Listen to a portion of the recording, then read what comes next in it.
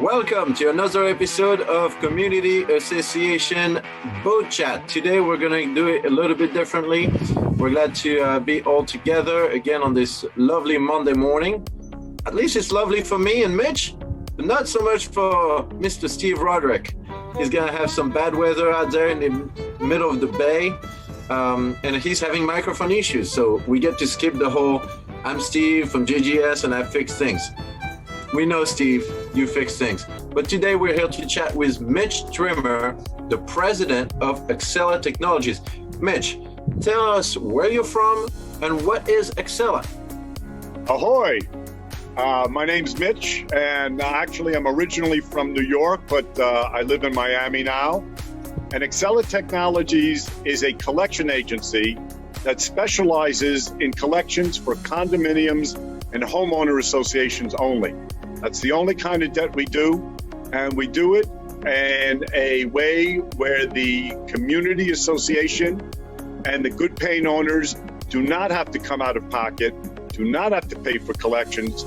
We are totally merit-based, and if we don't recover our money, our fees, then the association doesn't have to pay. Well, that sounds like a pretty good deal. What do you think, Steve?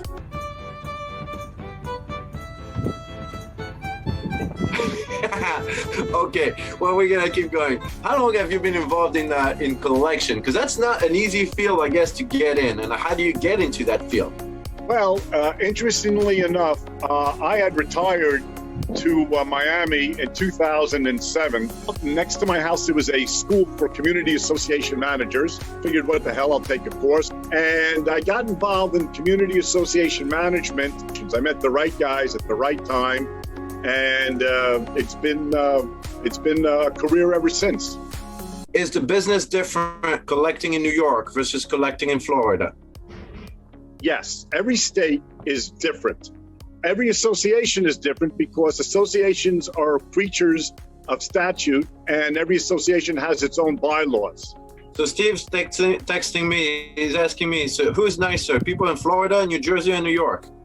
Well, I have to be agnostic, and I love them all. We love all, we serve all, but I will tell you, people in Florida are a little older and a little crankier. We love them all, and we treat them with respect, and when you treat people with respect, that respect will be bounced right back onto you. Well, there has definitely been an increase in delinquencies during COVID, but this is a very strange recession. This is a recession that has hurt poorer people, people who are not making a lot of money, people who haven't reached a point in life where they can buy into a condominium or an HOA. So whereas we were expecting it to be a different type of recession, certainly not one like we saw in 2008, we were expecting a big spike in delinquencies. We only saw it, actually it doubled. It went from 5%, which is normal in good times, to about 9 to 10%, according to the Community Association Institute. That's a good question, Steve. The interesting thing about it is we really did not feel any bad residual effects from the pandemic. As a matter of fact, I mean, look, this pandemic was a terrible human tragedy, and there are no silver linings. But what happened is something interesting, a new dynamic. I was able to meet with people and to do Zoom meetings, whereas I wasn't able to do it before. You couldn't convince somebody over 60 to do a Zoom meeting. We grew 200% in 2020. And I think that the Zoom meetings helped. Hey, that's pretty cool. So like now you grew 200% in 2020. So definitely a fast moving machine right now. Can you describe to us what would be your ideal customer? So my ideal customer, I mean, I know this sounds terrible, has to be an association that has delinquencies. If they have to be an ideal customer, they have to have good records, be governed properly, managed properly, be doing things legally and lawfully and correctly as far as noticing meetings and establishing budgets. And they have to be a well-organized community association.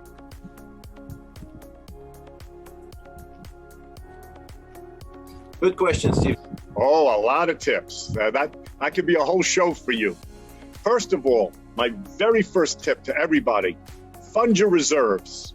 My second tip is don't kid yourselves. Don't fool yourselves. When you come to make a budget, make a real budget at the end of the year. Also, an important tip is make sure that you have the right insurance. I know you want to hear this, and I'm not doing this to blow smoke, but I've seen many community associations with inadequate insurance, not enough coverage, tremendous deductibles so they could save a few dollars, and no reserves to pay those deductibles. So the insurance renders itself useless practically. If you don't pay the deductible, you don't have money to pay the deductible. A few other tips is that the board of directors should be honest and open and transparent. And if you're required to have open meetings, have these open meetings. And so, respect that and let your manager do his or her job. So those are some of the tips that I'd like to give people out there. So, Steve, do you have another question?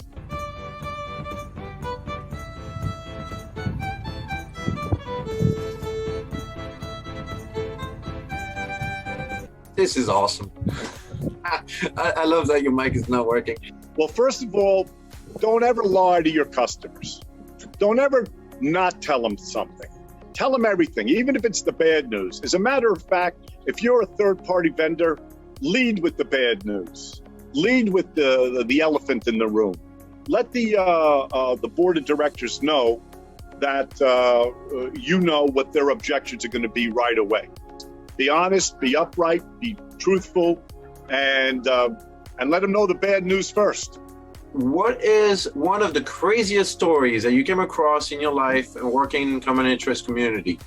So I'm sitting at the table with the board president, the lawyer, and the whole thing, and everybody. And I'm at the end of the table, and this woman who used to be the old board president runs up to the lady who's the new board president and slaps her in the face. And then it was like a Keystone comedy. Everybody, a fight broke out. It was just a crazy, crazy happening. You see, seriously, emotions run high in community associations.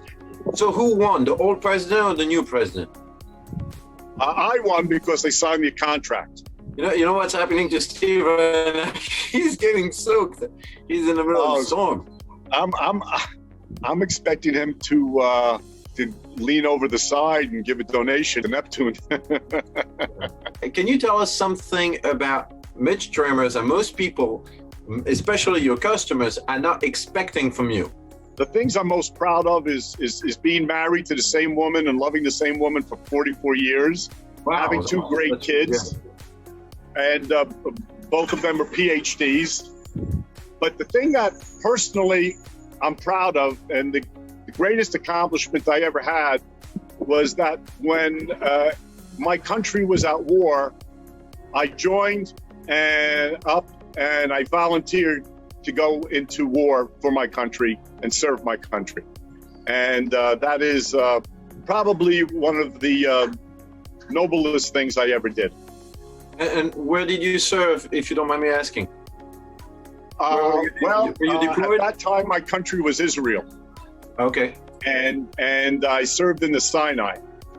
Okay. And in the 73 war. So now, Mitch, we both enjoyed watching Steve losing his mic and now losing his mind in the ocean. Would you be able to give us a plug for whatever you want, 20 seconds? Well, I'd like to tell everybody out there that we're a vital link on what we call the value chain.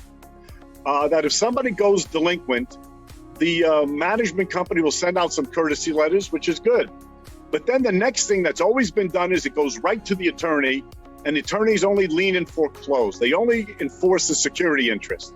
What we're trying to do is get between the attorney and the courtesy letters and engage and work with owners, because we believe foreclosure is the last desperate attempt. It costs nothing to give me a call. So go to Axela, AXELA-tech.com. And you will collect with respect. I like that. So collect with respect. Thank you so much for taking the time and being such a good part of our industry.